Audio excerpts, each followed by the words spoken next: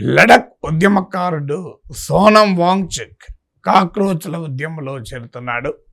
ఇది స్వయంగా సోనం వాంగ్చుక్కే ప్రకటించాడు. మీరు ఆయన ఎక్స్లో పోస్ట్ చేసిన వీడియో చూడండి.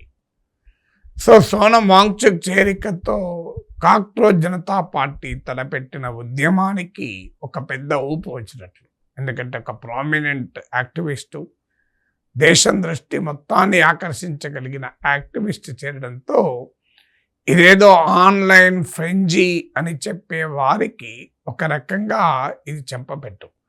ఇది ఆన్లైన్ ఫ్రెంజీయే కాదు, సమాజం నుంచి కూడా కాక్రోచ్లన్నీ బయటికి వస్తున్నాయి అనటానికి ఉదాహరణ.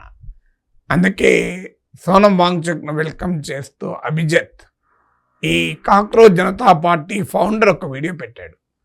సోనం వాంగ్చుక్ చేరిక మా అందరికీ, కాక్రోచ్లందరికీ హానర్ అని ఒక పోస్ట్ కూడా పెట్టాడు.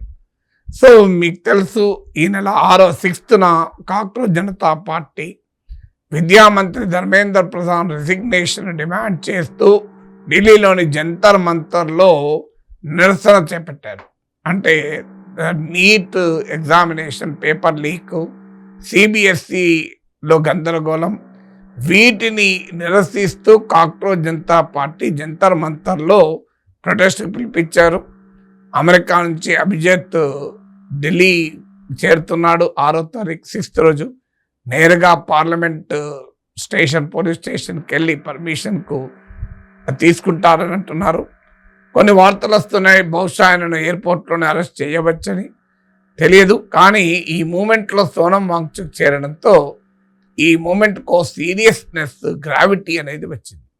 సోనం వాంగ్చుక్ తన వీడియోలో కూడా చెప్తాడు, తాను అభిజిత్తో మాట్లాడానని, వారి ఇంటెన్షన్స్ పైన నాకు నమ్మకం కలిగింది, వారి దేశభక్తి పైన నమ్మకం కలిగింది, ఏ విదేశీ శక్తులు ఈ ఉద్యమం వెనకాల లేవు అని నమ్మకానికి వచ్చే నేను ఈ ఉద్యమంలో పాల్గొంటున్నాను అంటూ పేర్కొన్నాడు.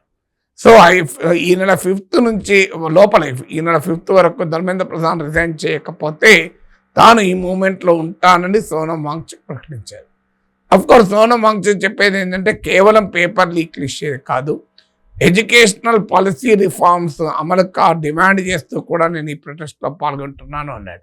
సోనం వాంగ్చుక్ పర్యావరణ ఉద్యమకారుడు, లడక్ ప్రజల పోరాట వీరుడే కాదు, ఆయన ఎడ్యుకేషనల్ రిఫార్మ్స్ కొరకు కూడా ఫైట్ చేశాడు. గవర్నమెంట్ స్కూల్లో పరిస్థితులను మెరుగుపరచడానికి ఫైట్ చేశాడు. అందువల్ల హై ప్రొఫైల్ సోషల్ యాక్టివిస్ట్, ఆ రకంగా హై ప్రొఫైల్ కాక్రోచ్ అయినటువంటి సోనం వాంగ్చుక్ ఎంటర్ కావడంతో ఈ ఉద్యమానికి ఎక్కడ లేని గౌరవము, శాంక్టిటీ లభించింది. ప్రభుత్వం ఎలా రియాక్ట్ అవుతుందో చూడాలి. ఎందుకంటే అడుగుతున్నది ఏంటంటే, ఇన్నిసార్లు పేపర్ లీక్ అవుతున్నా ఎడ్యుకేషన్ మినిస్టర్కు పొలిటికల్ అకౌంటబిలిటీ ఉండదా? ఈ ప్రశ్నకు ఆన్సర్ లేదు. ఎక్కడైనా ప్రత్యక్షంగా ఎడ్యుకేషన్ మినిస్టర్కు సంబంధం ఉన్నట్టు లేకపోవచ్చు. అలా అయితే ప్రైమ్ మినిస్టర్కు పరీక్షపై చర్చతో ఏం సంబంధం? పిల్లలు పరీక్ష అయితే ప్రైమ్ మినిస్టర్ వెళ్ళి వాళ్ళకి లెక్చర్ ఇవ్వడం ఎందుకని కూడా వస్తుంది క్వశ్చన్ కదా.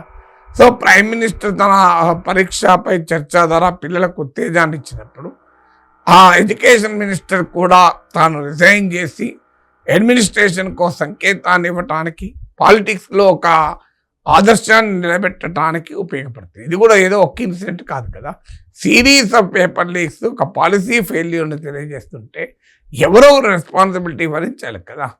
దేనికి మాకు సంబంధం లేదు, రూపాయి ఎందుకు పతనం అవుతుందంటే అది ప్రపంచ పరిణామాలు, గిట్టుబాటు ధరలు ఎందుకు రావడం లేదంటే అది ప్రపంచ పరిణామాలు, లేదంటే విదేశీ శక్తుల కుట్ర, లేదంటే ప్రతిపక్షాల కుట్ర.